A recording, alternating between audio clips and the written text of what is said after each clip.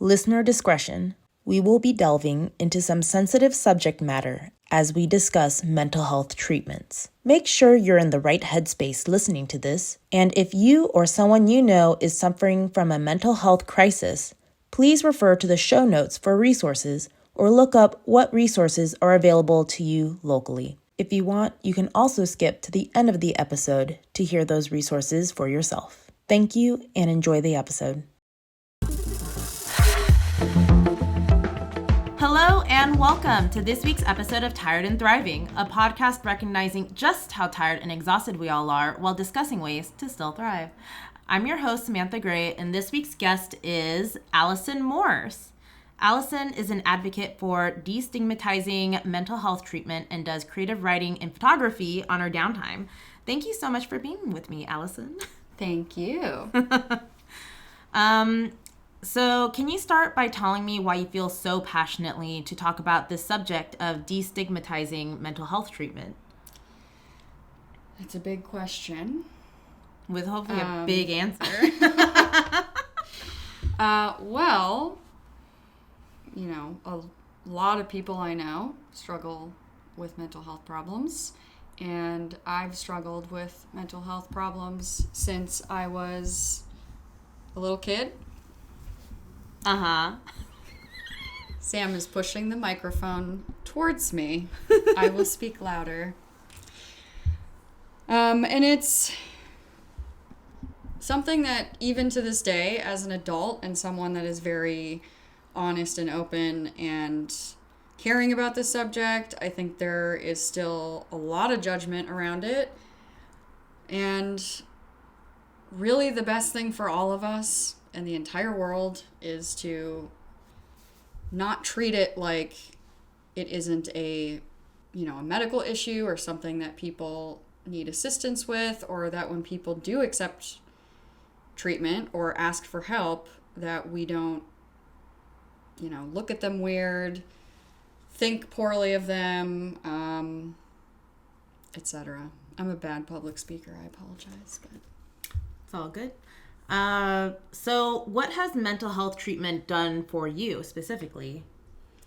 When I was a little kid, I had panic attacks really badly. I was agoraphobic. I couldn't leave my house. It was really difficult for me to go to school, and getting put into therapy and on medication when I was really young, really helped with that. I used to not be able to stay the night at anybody's house. It really affected how I socialized with people. And that was a really big thing for me to be able to transition to that type of socializing. That kind of ironically happened right around when I became a teenager, which is when kids don't want to be around their parents anyway. So I thought that was kind of funny. But that was huge. That was a really huge thing for me. And I've been in therapy my entire life. I stopped for a little bit when I was like 16 to 19, because I was like, I can do this. I don't need anybody. I don't need any help. And I did. And I love therapy. I recommend it to everyone. I know it is a privilege. It is so difficult for people to find therapists that they can trust, therapists that are the right fit for them, and then we all know in this country how incredibly difficult it is to pay for medical care.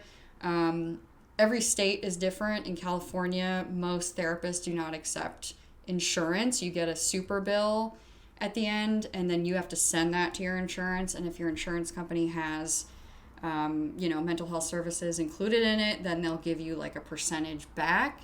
That was not the case in like Minnesota and Illinois. You would just use your insurance and pay a copay, etc. But obviously, a lot of people also don't have access to insurance. And sometimes it's really difficult for people to understand what the medical insurance that they have, how mental health and behavioral health subjects are covered underneath that healthcare because they don't always explain it very well. So anyway, I have also had to use it to, find medications that were right for me, or use it to deal with very traumatic events and to be safe when necessary. So what would you say are like mental health treatments, or what are the varieties that you know of? That I know of? Yeah. There's a lot of different types of talk therapy. Cognitive behavioral therapy, or CBT, is what a lot of people think of.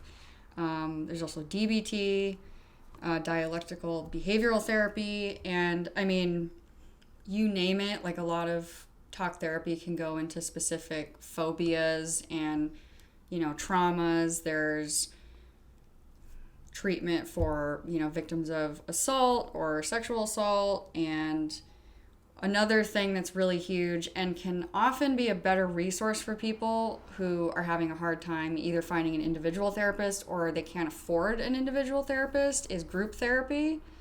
It's usually cheaper because it's like they're spreading out the cost among the different people in the group. And it's also a really good introduction because you can see how other people talk about their issues, and it might make you feel more comfortable if you're not really used to talking about a lot of stuff. And it's kind of a good way to ease into it.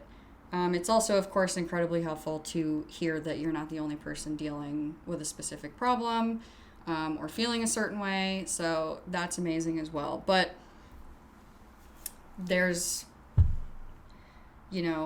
psychiatrists and psychologists, and there's medication that people can put you on. As we all know, we're all very familiar with, like, what is it, the Zoloft guy, the little sad ball on the commercial that used to jump up and down and cry in the rain. I do not remember this commercial. I think it was Zoloft. Was this a commercial, like, recently, or? I think it was in the 2000s, maybe. Okay. But it looked like a sad karaoke song. Like, he looked like he could have bounced over the words of, like, you need medication. Like, take some Xanax or Zoloft or something. But he was actually kind of cute. He's kind of famous, I guess, for some of us. And then, I mean, people may not some people may not realize it, but there's all kinds of treatment that is technically, mental health treatment. There's, like, treatment with horses, dealing with animals, and so that it, like, lowers stress, and they sometimes, for some people, it can help them start socializing with other people or having empathy for animals and people, things like that. Art therapy, we all know a thing about that because I think most of us have a creative outlet. And they actually have art therapy in a lot of hospitals or outpatient programs. So that one's always been really important. People will color in coloring pages or draw something. Can you explain to me what outpatient programs are? Sure. So there's different programs at generally a hospital will have in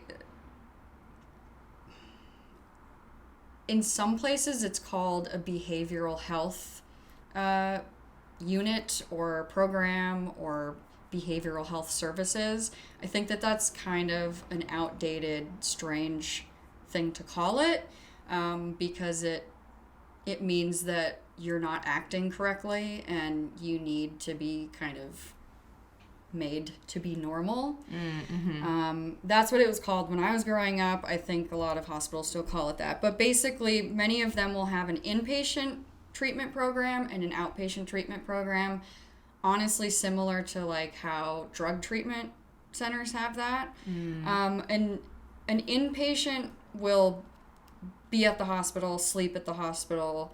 Generally, in those cases, it is not, the doors are locked, basically. Like, you're in a ward you're checked in. It's, One Flew Over the Cuckoo's Nest, Girl Interrupted, that kind of thing. Yeah. And then there are outpatient programs, which generally would be for the people transitioning out of the inpatient program, but sometimes people also come to do that have never done the inpatient. But it can be anywhere from like 6 to 9 hours a day. With the outpatient? Yes. So there's intensive outpatient, which is generally what a lot of hospitals have. And then there could be outpatient programs that may cater to people that like can only go 3 days a week for 4 hours or whatever. But I mean, here's how it's really difficult for people, because if you have a job, how are you supposed to go take 3 days out of the week? It's not on the weekends generally, because the doctors are like, it's the weekend. They're like, we did our 9 to 5. Yeah, they're like, we were here Monday through Friday, so you should be too. And, not only can most people not afford to skip work, but you're also having to pay for this treatment, and it's pretty, it's pretty difficult.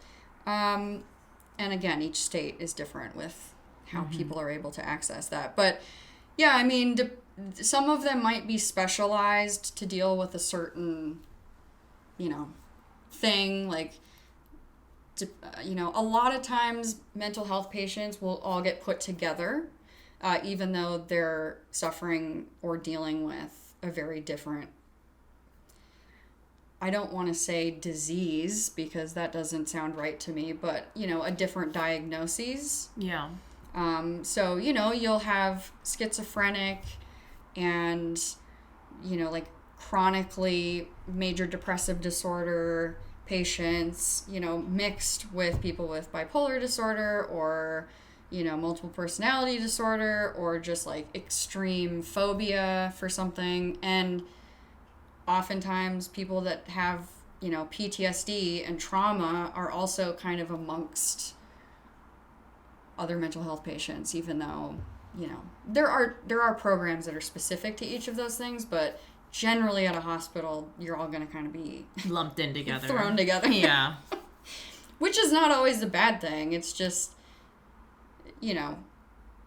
sometimes there's a very specific track that might be better for, especially meeting someone that's similar to you and learning how to cope with that specific,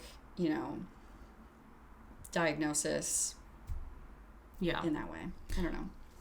So if you're in an outpatient program, would you have to come from an inpatient program? Not necessarily. I did an outpatient program that was not connected to being an inpatient. But some hospitals, they might just not have room. So recently, when I was in the hospital, I was an inpatient, and I was looking for an outpatient program to go to afterwards. I was uninsured at the time that I was in the hospital, so I was on, I considered myself to be uninsured, but I had recently just got added to Medi-Cal, which in California is the insurance service that people that are under a certain income level or have been uninsured or unemployed can get access to.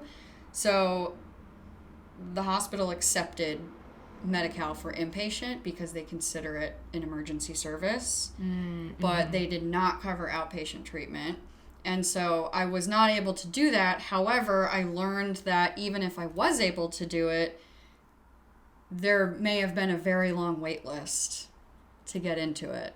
Oh, wow. Which obviously does not help people that are just coming out of something that's generally pretty big. Something's going on in their life, or they're having a crisis. So it really depends. It sounded like at that hospital specifically, they really had to prioritize like people coming out of those inpatient programs to put them there first. And then the outpatient would have a wait list for both people that had left the hospital and people that had never even come to the hospital that wanted to be a part of the outpatient program. Okay, so I want to go back to how you talked about movies like Girl Interrupted and I feel like I'm going to say it wrong. The One Flew Over the Cuckoo's Nest? That's correct. That's correct. But I know those are based off the 60s, like both of them, right? But how does it feel, like what's different? Does it feel different now versus like what we see in the movies? Or is it even, because I also feel like there's this element where they kind of make it a little bit like off and scary too. It is a little off and scary. Okay. And I would imagine in the 60s even more so. To be honest, you know, of course there's like dramatization and they're putting together certain character, you know, like, which is realistic because as I said, they kind of throw everybody in there. But I do actually believe most of the ways in which they described those two facilities, they can be pretty scary places. They can be pretty, you know, they could be abusive places. You know, it's really like you're in a type of jail. You know, a lot of people feel like they're prisoners in there, because a lot of people don't voluntarily put themselves in that place. It can be mandated either by a judge or by a doctor, and they can, you know, put you in there forcibly. So things are supposed to be a lot safer now and a lot, you know, they have a lot of rules about how they're supposed to, if they're going to put somebody in like a padded room or if they're going to tie somebody up, because they do that. Oh, wow. And, you know, actually, I have seen a straitjacket. I've seen one straitjacket. Really? But generally speaking, I think you could almost compare it to the prison system where we know what is, you know, a basic human right and like how places are supposed to be treating people. But obviously we can see in this country that is not always how they're treating people, and a lot of people get away with that kind of stuff. I have been an inpatient at 4 different places. 3 of them were hospitals. 1 of them was not, which is kind of a crazy thing to say. It's like it's a privatized system where they can put people and quote unquote treat them for things. Wow. And all of them were very different. This most recent one was actually fantastic. It blew my mind, and it actually made me pretty sad because I was like, I know for a fact this is not how the majority of the treatment centers are in this country. Yeah. I was so happy to see one that was functioning that way, and they were so caring about their patients. They basically had a team of people assigned to each person. And there were actually 3 different wards so that the patients that were in each ward were better suited to be with the people that they were around. Oh, wow. Which is really amazing. And they had 3 different floors as well. Each floor had 3 units. One was for children and adolescents. The second one was just general adults. And then the third one was actually like a senior floor, even though I thought it was hilarious. They considered it like 55 and up. But I guess it was just to kind, you know, I mean, I guess they just separated them that way. Yeah. But yeah, I mean, there was the one that was not a hospital was kind of insane. It did remind me of those movies in a way. They had us lining up against walls and like turned with our nose to the walls. We had to kind of follow orders, like almost like we were in like the military or something. Yeah. They had a lot of really backwards rules. Boys could have seconds for food and girls were not allowed that. You had to get permission from your doctor if you wanted to have seconds. It was insane. My face is like scrunched up in pain right now.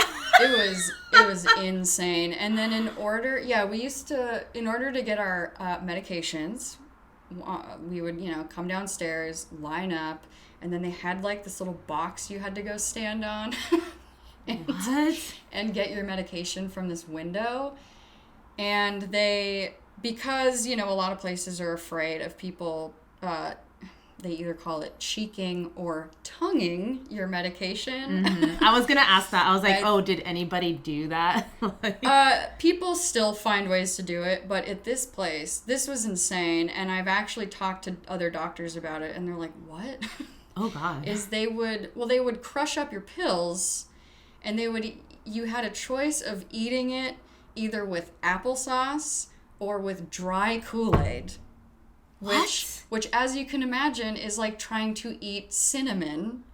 It was so odd, and I always picked applesauce because the first time I tried Kool-Aid, I almost choked.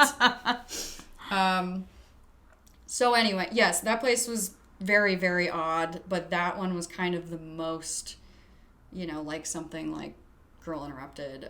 Where I like how they've always got a team of characters, like, getting up to some hijinks, like going to read their files and stuff like that.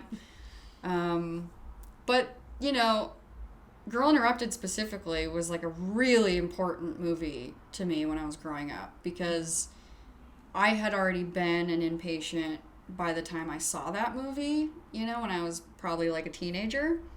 And, I mean, we all loved all of those actors anyway, to begin with. Oh, yeah. But, I mean, I just resaw the movie recently, and just seeing, like, because, Angelina Jolie right now is just doing mainstream stuff, so it's like seeing her in just such a raw role, and obviously Brittany Murphy, rest in peace, amazing, and then, like, Winona Ryder, I mean... And I don't know if you noticed, but Elizabeth Moss is in that movie. Yeah.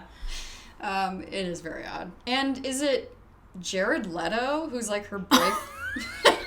And that threw me off. I was like, whoa. Yeah. Like, I forgot. You used to be kind of normal in things. Yeah, when he was still trying to make it, I guess.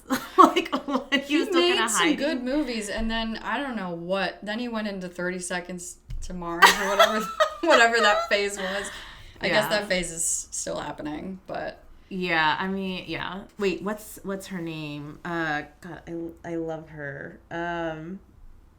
Whoopi Goldberg? Whoopi Goldberg, wow. Yes, she works at the treatment center, and there's a scene where she has to supervise Winona Ryder taking a bath because she wants to shave her legs. Yeah. They wouldn't even give you a razor now. But it's odd. You do have a lot of things taken away from you. I mean, it's like the cliche of, they take your shoelaces, which I think they do in prison as well. So you don't hang yourself or choke somebody or, stuff like that. But yeah, when I was in the non-hospital, we could have like those electric razors. Oh yeah, but with the circular because you couldn't like just cut your neck or something with it. They're like, it's hair only, and you still had to be supervised. It was funny. So people were like shaving their legs in the hallway, just sitting like against the wall.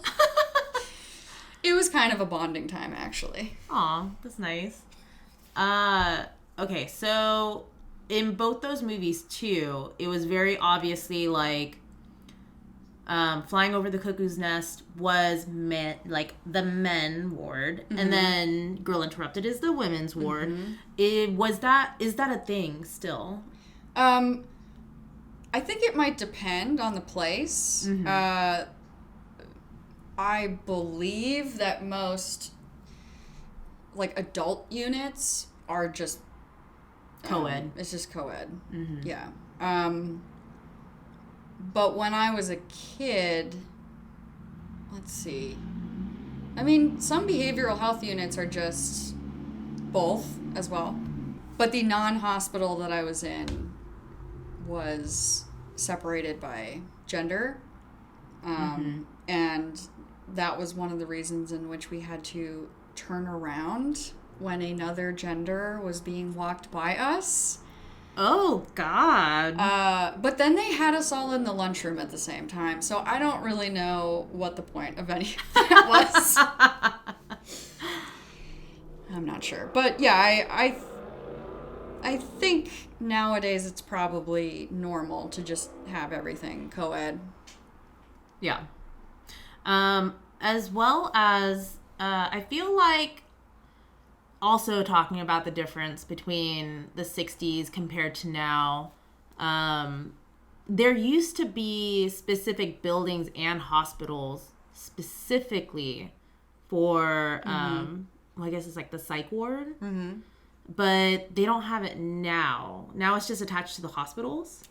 Yeah, generally it's just a floor. Like, it's just like any other thing, like an ICU or like a cancer ward or something like that. It's generally just a ward in a hospital, but it's, locked. Like it has security measures and stuff like that.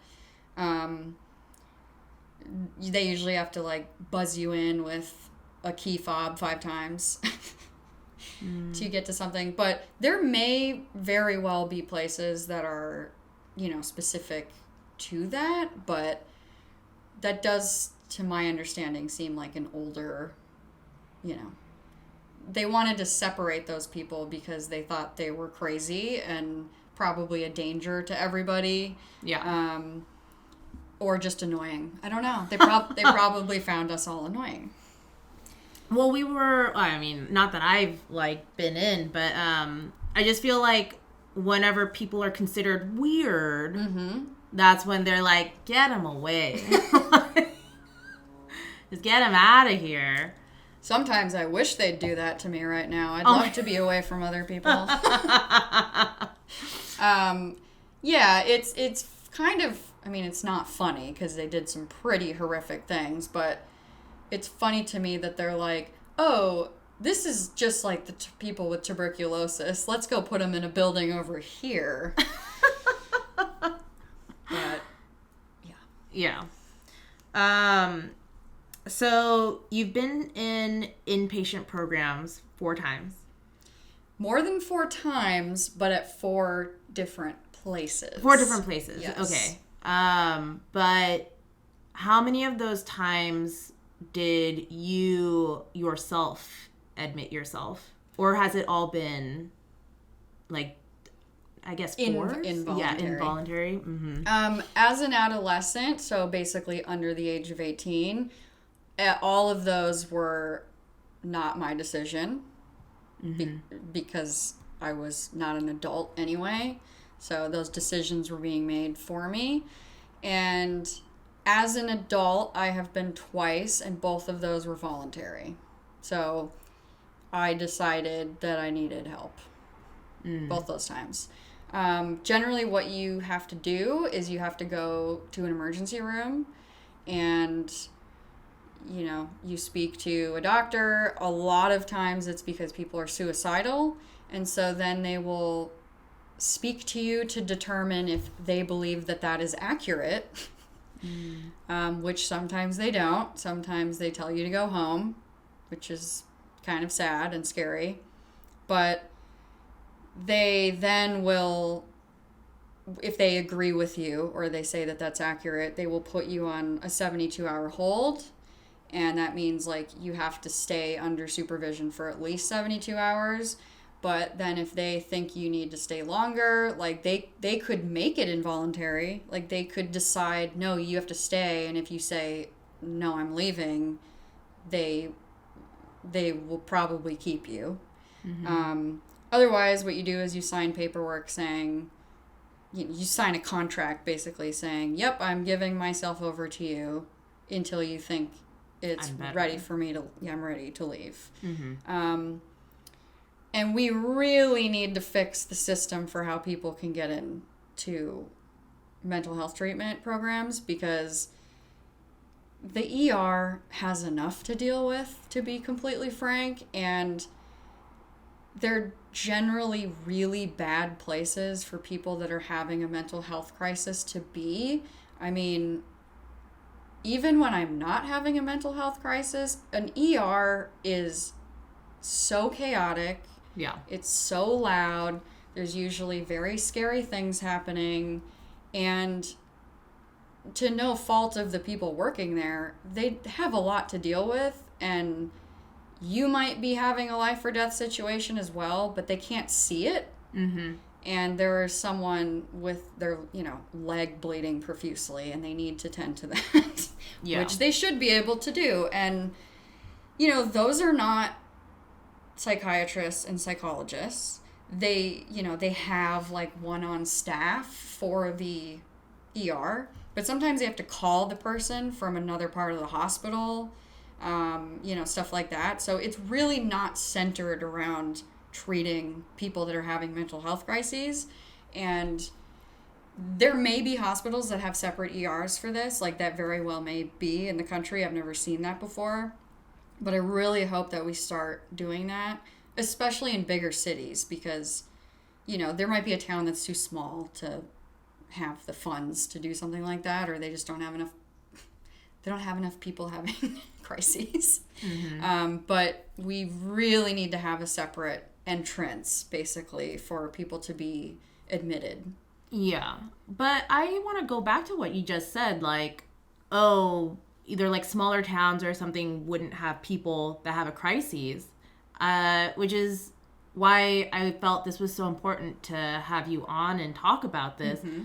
Is what if people don't even like know how to reach out, or I feel like so many people don't even recognize mm-hmm. that they're having a crisis. Totally. I mean, I have a unique perspective because I was put in therapy so young, but a lot of people never try therapy until they're an adult, or people didn't used to want to do it because they were like, a shrink? Oh, yeah. I'd be embarrassed to tell anybody about that. I still think it's kind of weird when people call it a shrink. And people in my life say that, and I'm like, okay, I don't know why I feel like that has a negative connotation to it. It probably doesn't anymore, but I've never heard anybody really call it a shrink. So it's just like an outdated term. I agree. A lot of people have families that are not cool with mm-hmm. even admitting that there's a mental health problem. What's kind of ironic is, generally speaking, those people also have mental health problems and may have even passed some of that down to their kids, or you've got a grandma, a mom, and a son that are like all probably but maybe suffering from the same thing. Yeah. And, I don't want to call it a generational thing, because there have obviously been people that were advocating for this stuff in every generation, probably. But, I think I see a lot of younger people start to go to their families and they want to talk about this stuff, and some people's families have a really, really difficult time accepting it or thinking that it's real. They act like people are overreacting, or that they're buying into something, or the media is swaying them or something like that. I'm really happy to see now that in a lot of shows and stuff, that at the very end of the show, they might say, like, if you or anyone is having problems, and they put like the National Suicide Hotline there. I think that's really, really awesome that they do that, because it's a thing that's nationwide and anybody can use it. You can also text it. Oh, so wow. there's numbers that you can just text and you're automatically speaking with someone. Yeah. However, sometimes the suicide hotline is so busy that people have to wait, like they get put on hold and stuff like that. So even now we need more support for it, but I'm really happy to see that that's happening. Yeah, I think most cities have a lot of work to do. I think it should be a well-known fact that people can go and ask for help, and a lot of people don't even know about it. Yeah, exactly.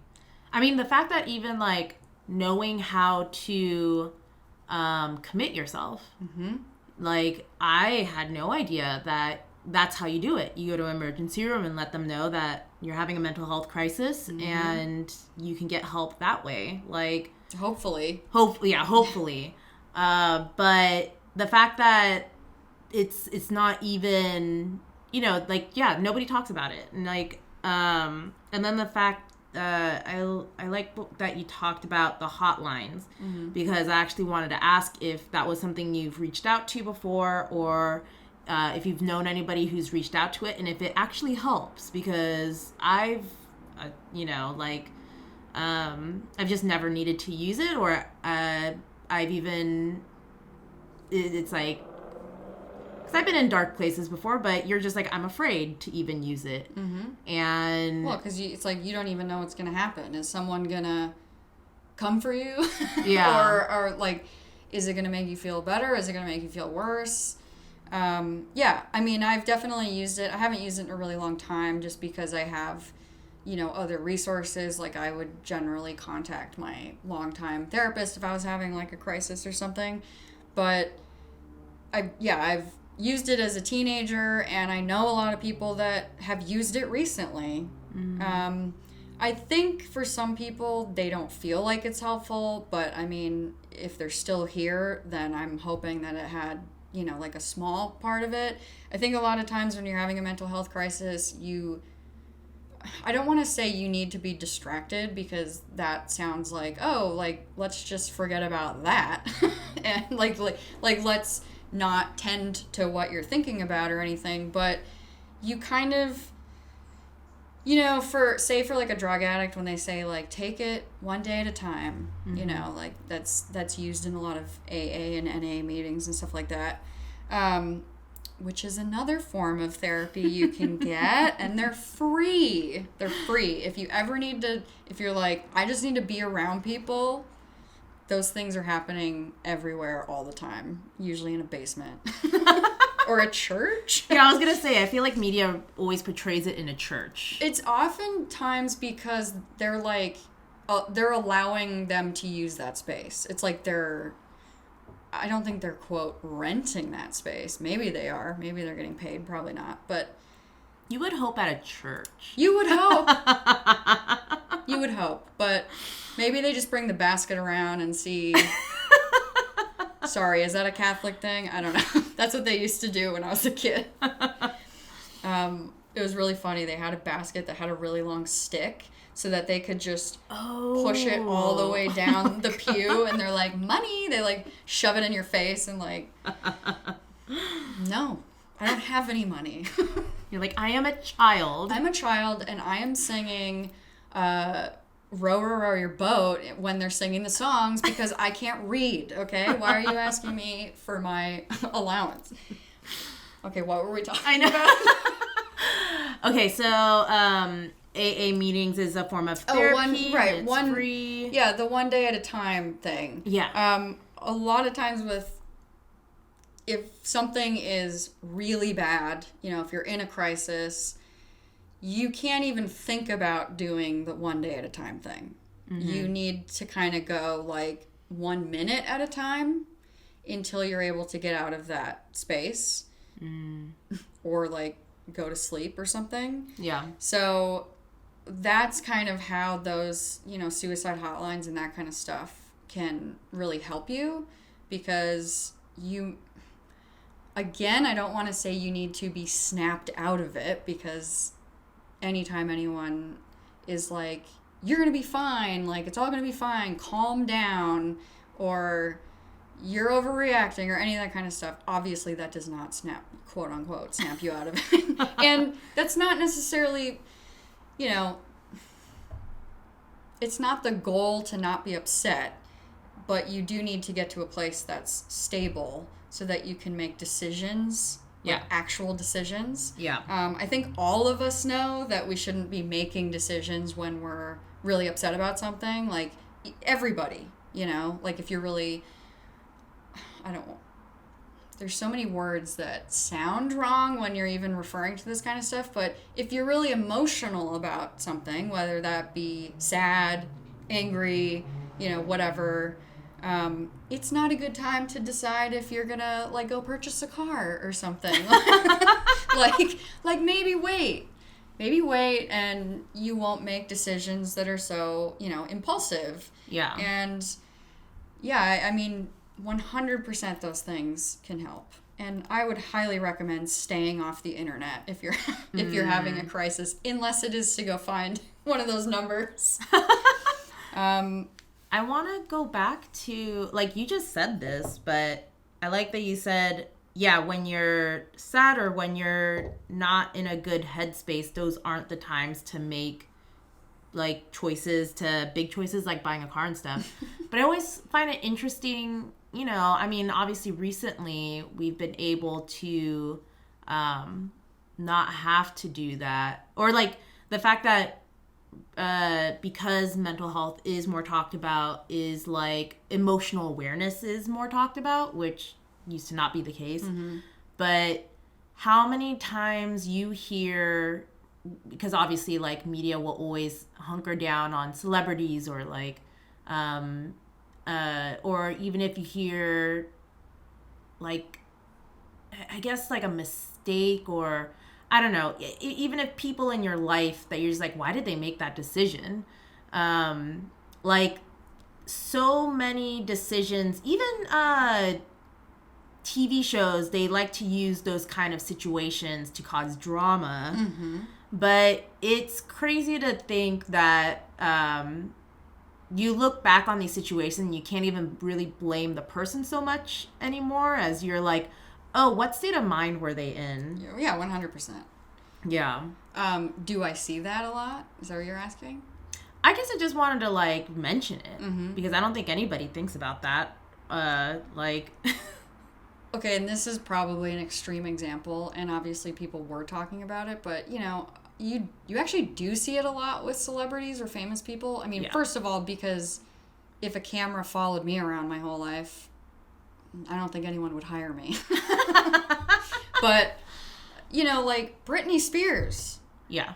She was definitely... I mean, when she shaved her head and mm-hmm. all that, you know, and people just, you know, they act like you're crazy and that's it. They're like, whoa, why are you acting that way? And it's like, could you, if you looked at her life and you looked at all these different things that were happening and, you know, she's overworked, she's under the control of people in her family that are stealing her money. You know, she's probably been treated poorly or abused, you know, in this entertainment industry. Like, I'm making assumptions on some of that stuff, but it's like, give the person a break. Like, mm-hmm. there's usually a reason that this stuff is happening.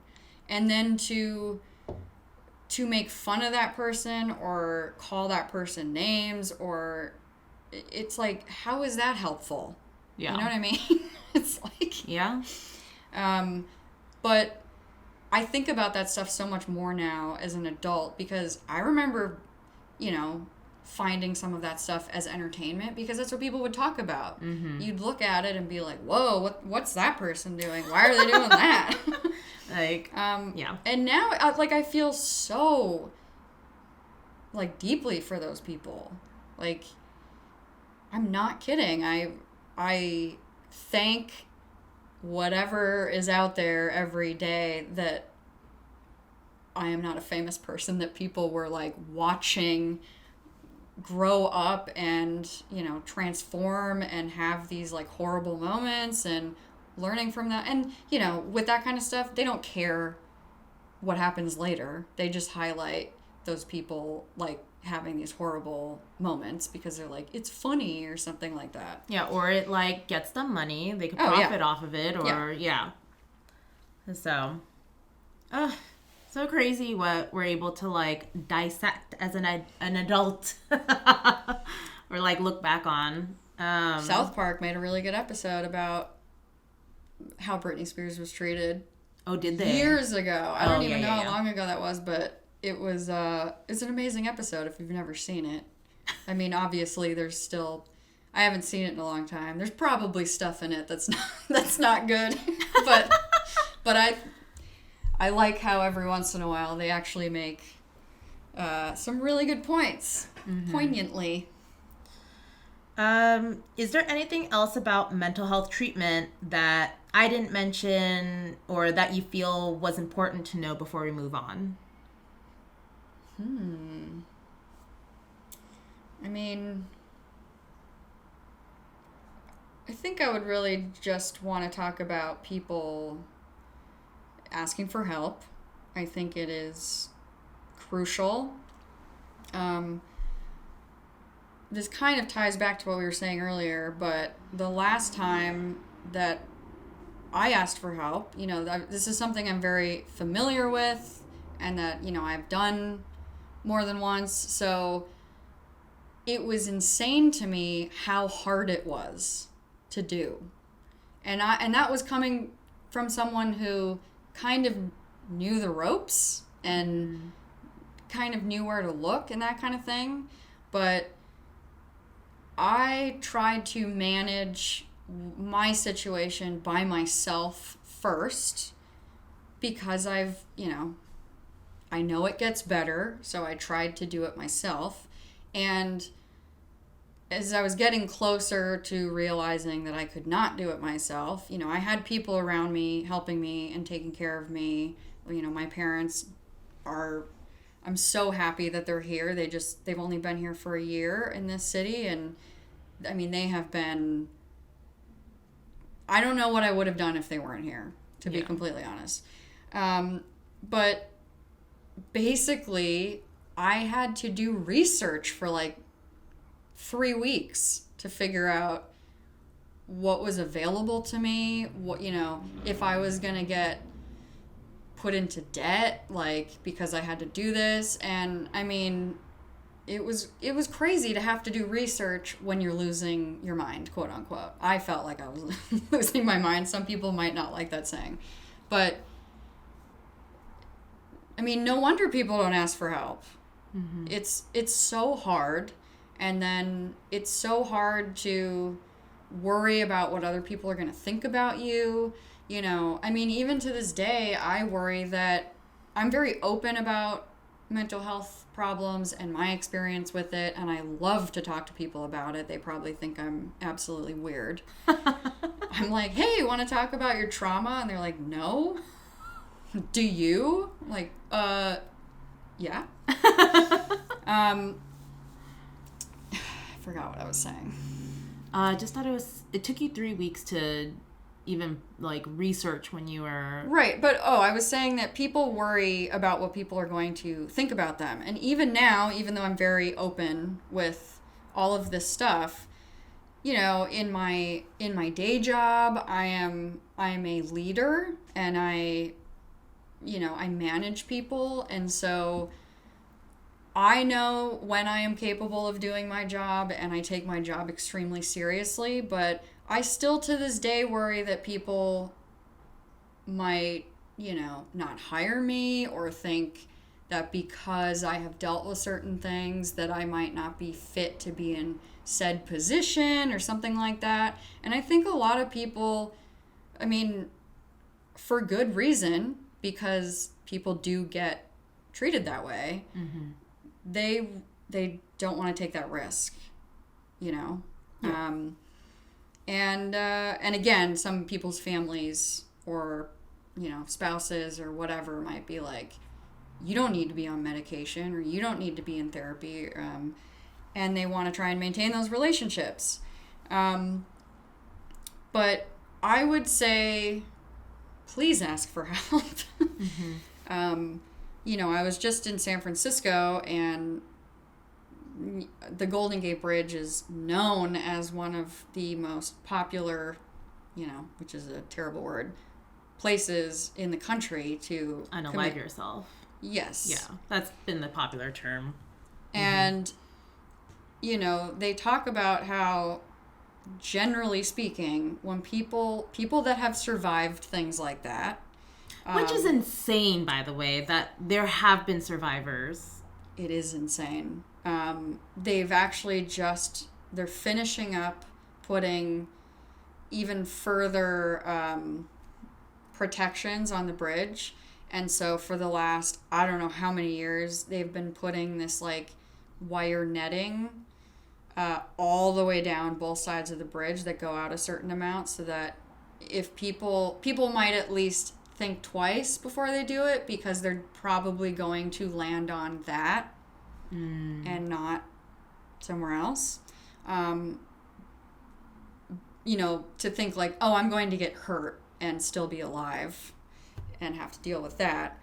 Or they hope that people, if they do jump and land there, they might realize that that's not the decision that they actually wanted. Because people that have survived things like that, almost all of them say that they immediately regretted doing what they were doing. And that's obviously really sad and horrific, because it's not necessary. And I know exactly what that space feels like. And if we can just get past that, that moment, it's not like, oh, it just goes away and now everybody's happy. And, it's not like, oh, I was hungry and now I ate. Yeah. I'm full now. You know what? I'm actually good and everything in my life is fantastic. But if we can get people and help people past that moment, we've saved somebody. They may have another moment like that. That's very common. But, people really need support. And if they can't ask for help with, like medical intervention, or maybe even get on medication because they don't want to do that, or, they're scared of it or something, which I completely understand. I would just wish for all of us that, obviously our family as well, but that our friends would kind of allow people to talk about their feelings and stuff that's coming up for them. And maybe reassure them in some kind of way that, you don't think they're crazy. And sometimes people just want to talk, to be, that's what a lot of therapy is. Obviously coping skills and, stuff like that. But just having somebody listen and be non-judgmental. It's so helpful for everyone. You don't have to have a mental health, diagnosis to just want to be understood. And, we call it venting, of course. People like to vent to each other. And we're all just trying to get by. That's what my dad says. We're all doing our best. Yeah. I actually remember one more thing I wanted to ask you. So are there terms when you go to a hospital or if you need help that you need to say specifically, or is it just, because I know there's the term 5150, but, and I'm not remembering what it is exactly. 5150 is generally they're deciding that for you. That's like the code that they use within hospitals and stuff. Okay. Yeah, it's like they're gonna put you on a hold and put you into, But there's no code that you have to say. Well, okay, so what's interesting, and this is why some people get turned away from a hospital, is, and I'm not trying to say this so that people can, lie or anything, but I do want someone to know this, because, if you're going to an ER and you say that you're suicidal, and then generally you're going to have to wait for, hours because you're kind of low priority. They're like, oh, we can see them, so technically we're already watching them. They're sitting in that chair over there waiting. When you're spoken to by a a psychologist or a psychiatrist, they will ask you if you have a plan. And if you do not, they usually let you go. Because they do not consider that to be real suicidal thought patterns. Oh, in terms of like how you're gonna do it. Yes. Like and they don't ask you that. They say, do you have how would you do it? Kind of a thing. Oh my gosh. And it is really bizarre because you should be able to say like, I don't know, or like, or what if you were asking for help so that you didn't get to that point, so that you weren't getting to the point where you're like, here's what I'm gonna do. But I do want people to be aware of that, because if you do really need help, I mean, if you need to, make something up, because if you need help and you're afraid they're going to turn you away, I'm sure that's probably something that people would not like me to say. But if you need help, you need help. And especially with mental health stuff, a lot of times you're not believed. And if you know that this is what's best for you, then you should do that. Yeah. Wow, thank you so much for sharing such a tough subject with me. As someone who has gone like far deep into darkness before, for a small period of time, I feel very thankful and lucky that it was just a small period, because in that moment, I literally didn't know where or who to turn to, and I wish I knew how to reach out. I really hope this episode is able to help anyone who is out there that gets to that point and doesn't know where to turn, because you're not alone, and it's cool as fuck to ask for help. It really is. I just want to say... It's not cool to smoke, but it is cool to get some help, to go to therapy. But yeah, I just want to mention that Allison was the one who coined the like, basically, I'm keeping this as the episode title. It's cool as, wait, because he didn't say, I wish I had my phone. Oh, wait, I do have it, because I want to say it. Like, I really love the way you said it. The sunglasses emoji. Okay, asking for help is cool AF. It is. It's 2023, guys. Almost 2024. Oh my gosh. How long does it take for people to just help each other? Is it normal, or is it even, like, what if you experience a friend going through something? Are you in a place to contact the hotlines or to contact hospitals, or? It really depends. If someone is suicidal, I think it should be taken very seriously. I think a lot of people write that off, especially because we throw terms around so much, like, oh, I'm really depressed, or like, God, I want to kill myself. Like, I've definitely heard people say it in a context that is not, you know what I mean? Like, yeah. I don't think they're being serious. But take it very seriously. I wouldn't like rush and, call somebody without obviously like spending some time with that person or talking to them over the phone. Like, you might not be in the same city even, like if they're reaching out to you. I mean, I don't want to say it's up to you, but I do think that there is a time where you might be like, this is extremely serious and I'm really concerned about this person.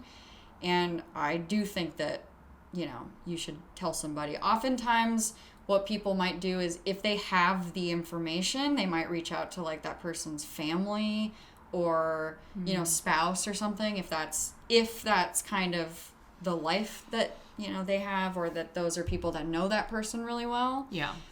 But I mean, yeah, absolutely. If somebody's hurting themselves, or they're showing that they want to and you're afraid to leave them alone, that kind of stuff, it's like with anything. It's like with calling the police here, it's like sometimes it's not always what we think it's going to be.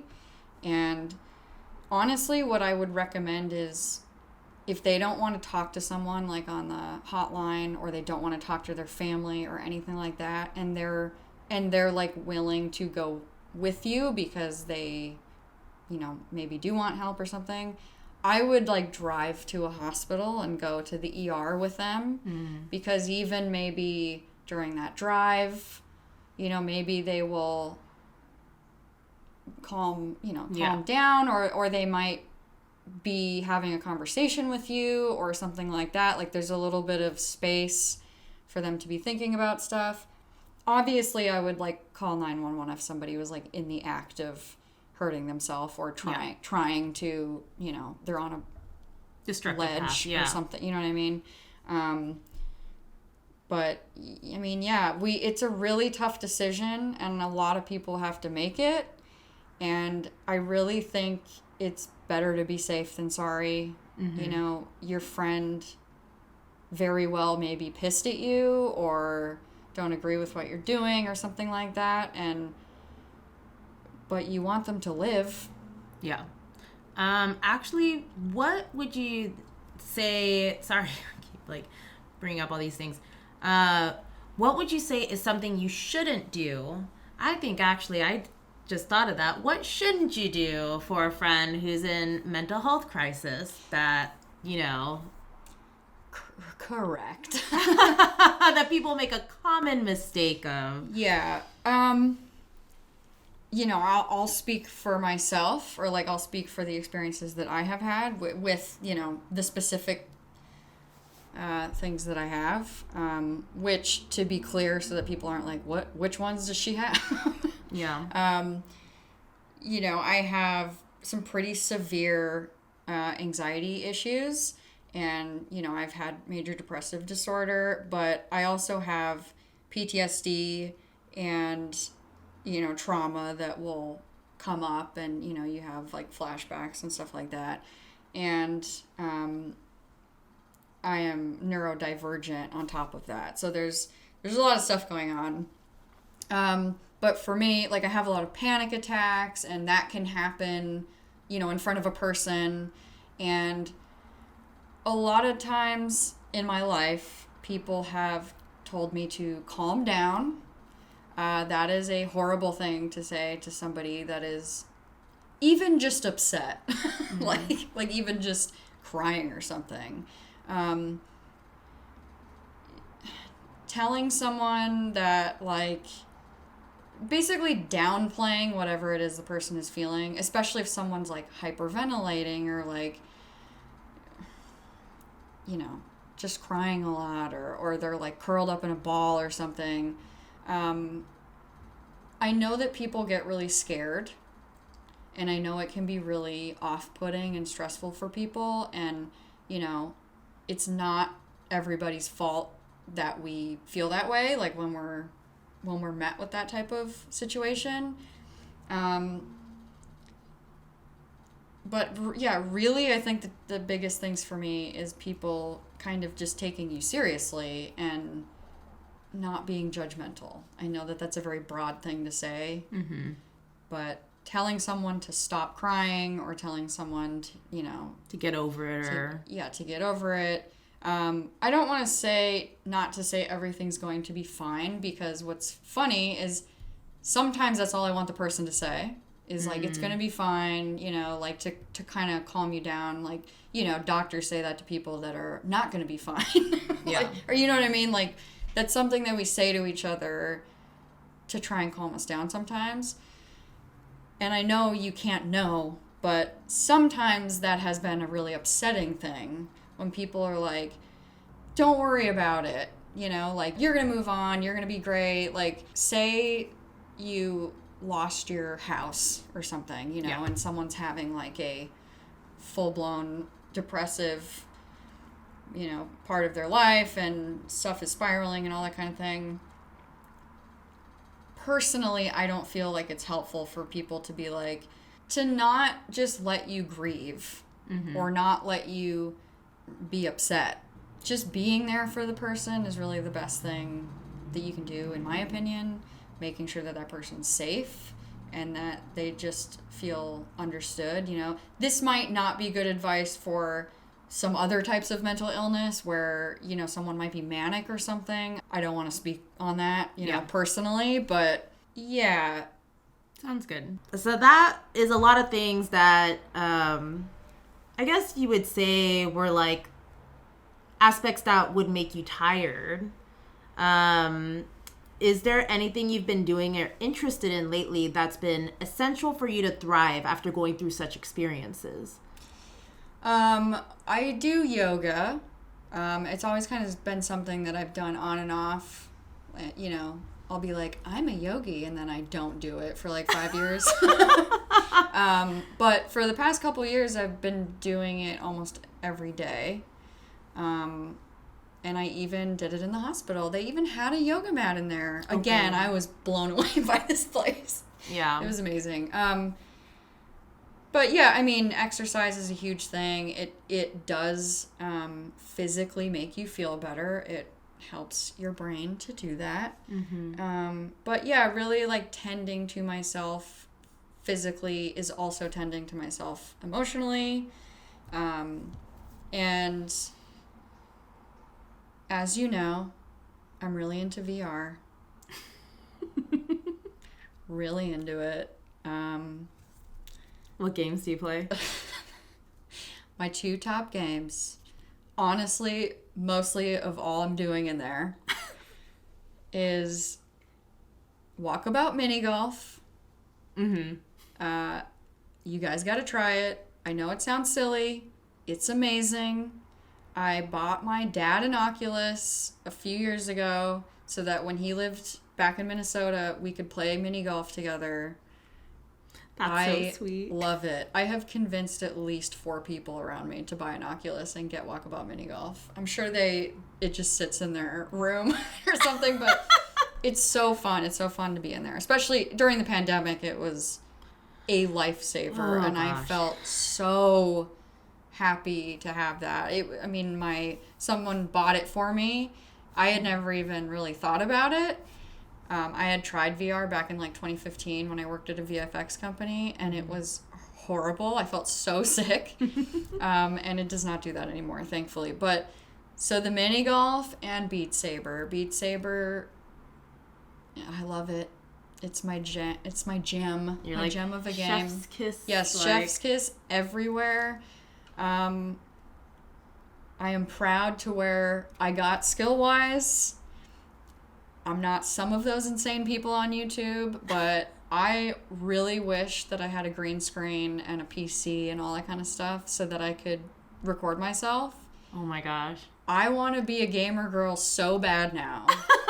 I've never been that, but I'd be like on Twitch or whatever it's called because I don't even know any of this stuff. I would be on there doing Beat Saber all day. I love it. It's actually like, it is meditative. I didn't think that when I started playing it, but you know, my parents are like, how are you doing this? When I like show them a video, and I honestly don't know. Like, there's something about it. There's obviously choreography and stuff that they put into it that has vastly improved over time. Like, some of the first ones are like, how do you expect a person to do that? That doesn't make any, so fast or whatever. So the people obviously creating it are talented and know how to choreograph it in that way, but my brain shuts off, and it's awesome. I cannot recommend it enough. You would think that like flashing lights and things flying at you at high speed in a way that's like, be accurate about it, is like really stressful, but it is not. Yeah. I just zen out. It's amazing. Highly recommend those 2 games, guys. Don't get caught up on the fact that Mark Zuckerberg purchased Oculus because he did not invent it.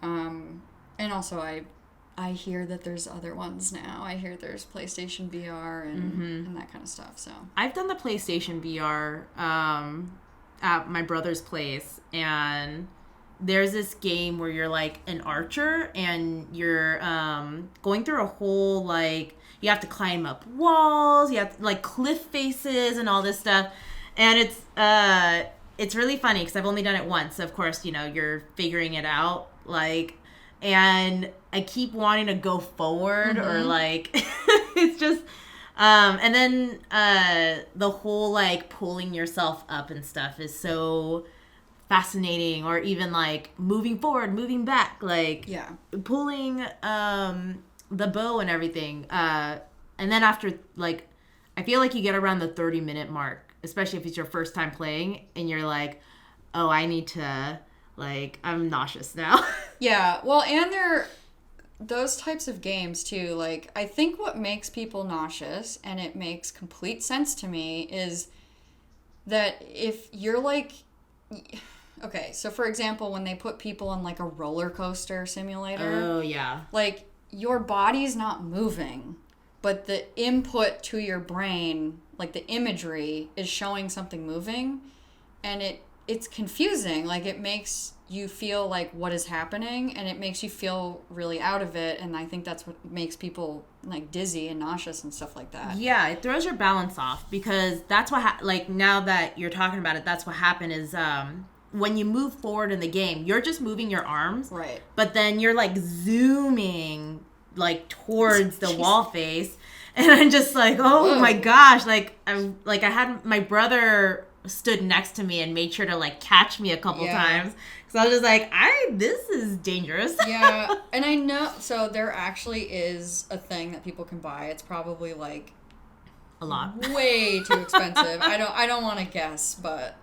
And, you know, they're basically, they look so stupid, but I would totally use one, is they allow you to, like, walk and stuff. It's almost like a self-propelled, like, treadmill type of thing. Mm-hmm. But you're, like, strapped in, and it's a circle. And so you can, like, turn fully around, and you can, like, run, and you can walk and stuff like that. And so I think for those types of games, that, like, really helps people probably feel less weird, and they just are having fun with it. There's videos of people doing it, and it's so funny.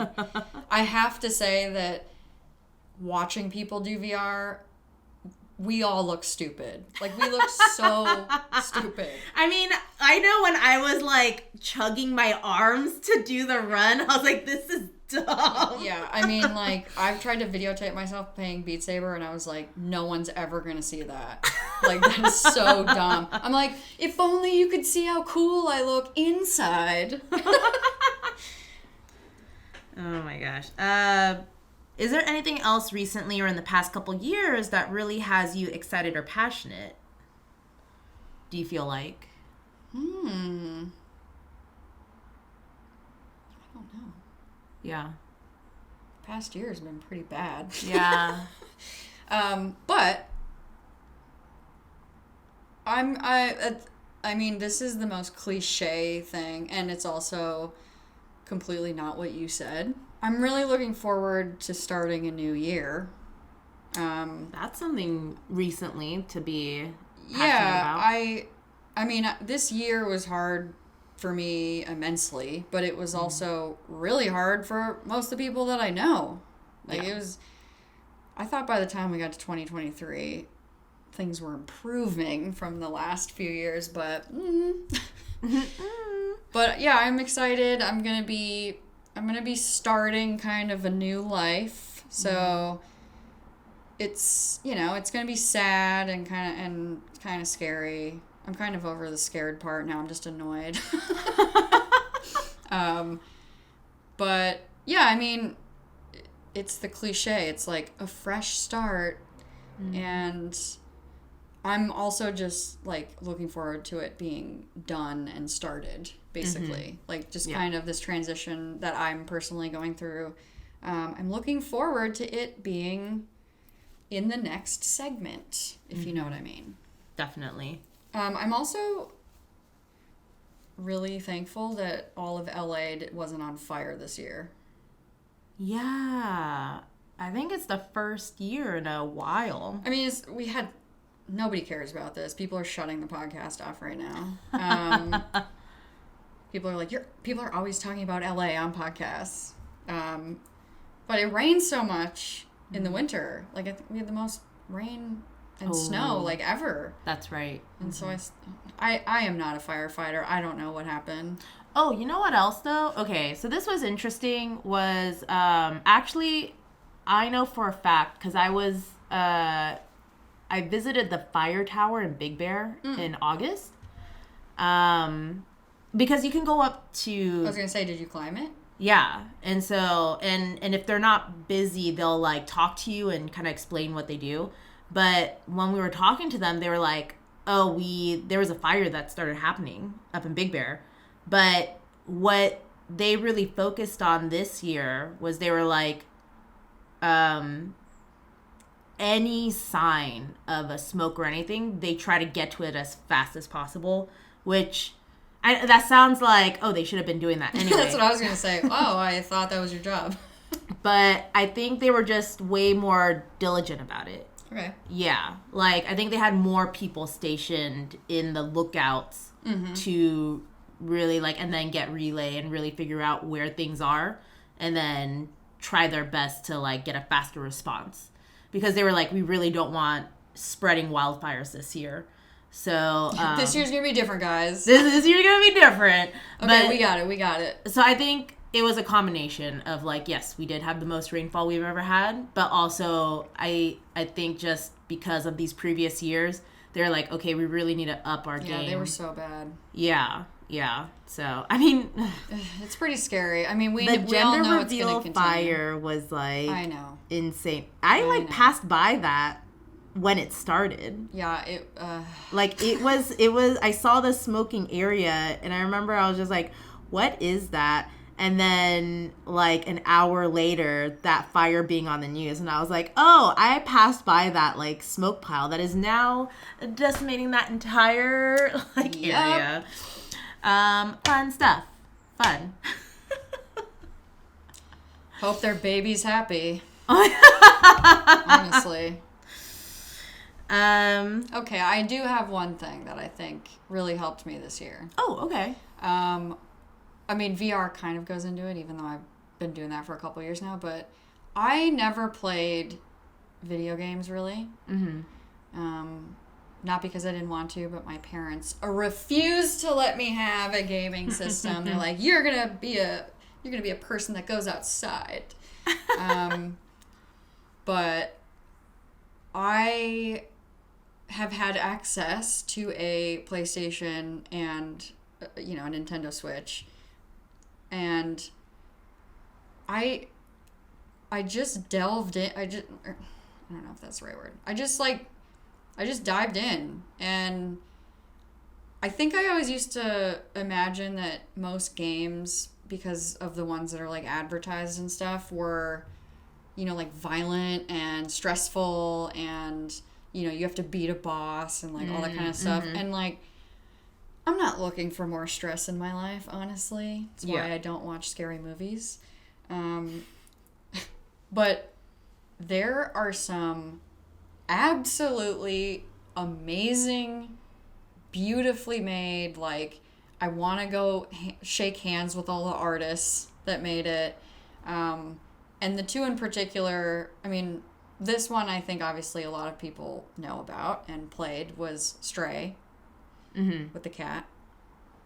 I mean, you are a cat. That's what it is. And you get to go around. And there's a little bit of stress in that game, but the art is insane. I can't... I want to be in that game in VR, is what I'm saying. And the other one was called Season, A Letter to the Future, I believe is called. And you're a girl on a bike, and you're going through, and you're making a journal, and you're taking pictures, and you're talking to people, and you're, like, recording sounds and stuff, and highly recommend. Absolutely beautiful. Please pay those people that made that game, because, wow. Nice. Wowza. In the vein of funsies, is there a random animal fact you can tell me? Yes, there is. Ooh, let's hear it. Okay, I'm probably going to say the name wrong, but there's a bird. I think it's called a cararoo, and it's in New Zealand. It's also known as a wood pigeon.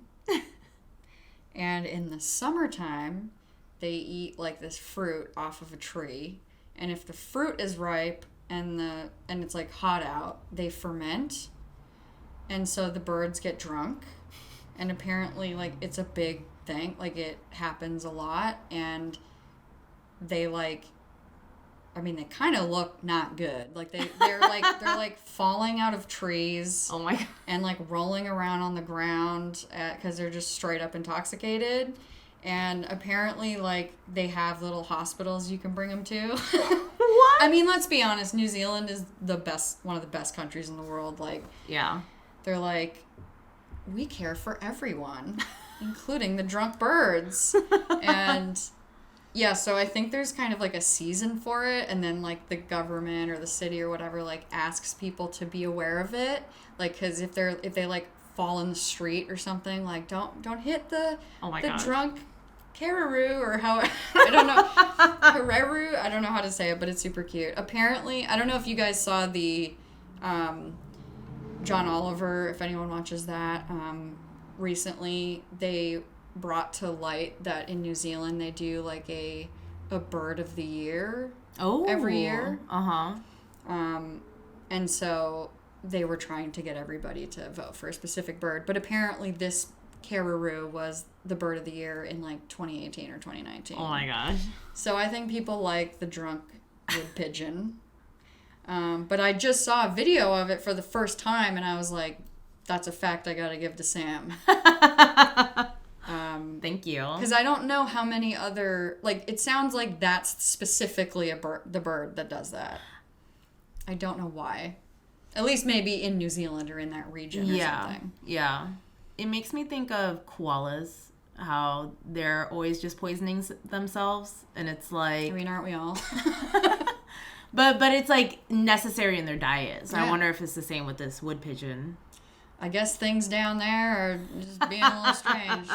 When you're stuck on an island, have you ever heard a koala? Oh yeah, like yell? Yeah. Wow. Yes. There are no words. They're so cute though. Like I've held one. I really wanted to. I'm just going to leave it at that for those that know me, but... It pooped right before I held it, so, like, in the picture, it looks strange. I'm, like, smiling because I'm so happy, but at the same time, I'm like, damn, poop. Even though it's, like, logic is that if it pooped... It's probably not going to poop It's probably not going to poop again. Yeah, this is the best time to hold it, actually. But I'm still, like leaning back. My back never looked straighter than in that photo. Could be a good thing. Oh my gosh. That's a normal reaction. As part of the show, I'd like to pull out a tarot card for the episode, because who knows, maybe you or a listener needs to hear it. It could also just I need to hear it. Let's bring it. Oh,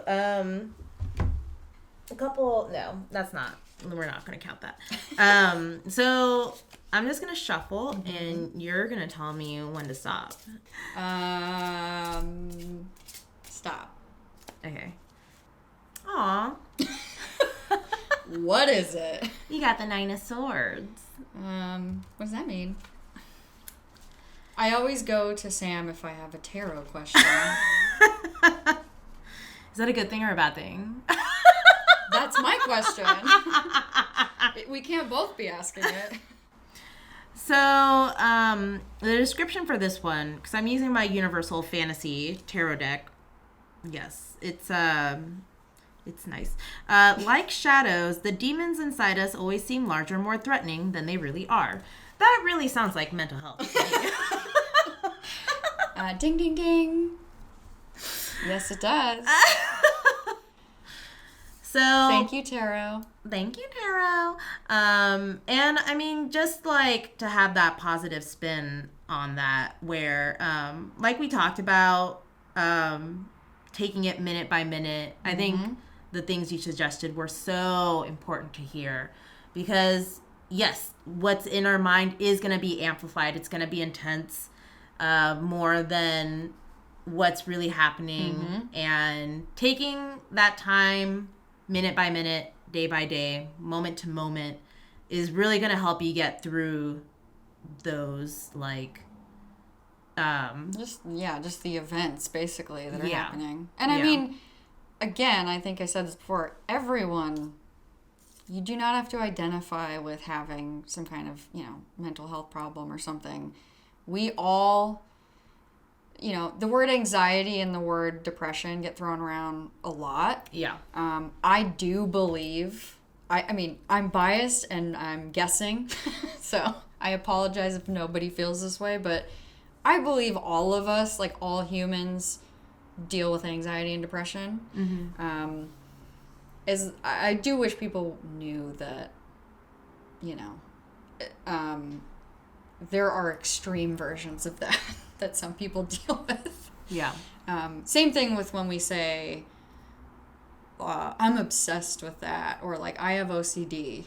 Mm-hmm. And that gets thrown around a lot too. But anyway, sorry, I don't know where I was going with that, but I think that's important to state is that, even if you're not diagnosed, even if you don't feel like, oh, that's not me, that can never happen to me, I just like never felt that. But at some point, someone's gonna feel an intense emotions, whether it's right, yeah, like even grief. Yeah, I mean, especially with what's going on in the world today, Mm-hmm. people are feeling so many things. Yes. Like, and if this can help you just say, okay, if I ever get to that point of feeling that way, or if I like, even if you feel it now or whatever the case, even if you've never felt it before, or you say that you like claim to say that you've never felt it, at least you can have, especially with people like us who felt it, here are some tips. Like, here are things to hold in your back pocket when it does happen. So, and not everything's going to work. It's like we don't all like the same food, but they might overlap a little bit. So if there's one thing that somebody suggested that does work for you, then that's amazing. Yeah. But as you said earlier, like, you need to know what your resources are. Mm-hmm. And this country is trash at that. Trash at mental health. Honestly, though, I mean, like, yes, but at the same time, when you consider other countries and how much, like, probably 90% of the world doesn't even believe in mental health. Yeah. It's like, we've taken a first step, is all I'm going to say. I don't know if you're a fan of Maria Bamford. oh, yeah. But I'm very proud because we're both from the same hometown. And she's a huge advocate for mental health. And she just came out with a new book this year called Yes, I'll Join Your Cult. And I highly recommend it to everybody because it's hilarious and I love her and I want her to have money. Pay her. But she talks a lot. The whole thing is, about mental health, basically. And she may have more insight than me. I am not a licensed therapist. I am just a person. You're a person with experience. And I think that's so helpful, which is why I'm so thankful that you're on here. I'm thankful for you. Oh my God, I'm thankful for you. Oh my God. Thank you so much, Allison, for being here and talking with me. If you or someone you know is having a crisis, what resource can they go to and reach? So the National Suicide Hotline is 988. You can call that, but you can also text it and someone will respond to you. Sometimes there's a wait. There's also another crisis line, and you can text the word home to 741-741. And there are also many other options available, maybe even just in your city specifically. Well, sadly, we are at the end. Thank you so much for tuning in. If you enjoy this podcast, please follow or subscribe. You can also follow Tired and Thriving on Instagram at Tired and Thriving, all one word. There you can reach out, give feedback, or maybe let me know how you've been uniquely thriving. You can also reach out through email at tiredandthriving@gmail.com. Thank you again, and I hope you all have a thriving week. See you next time.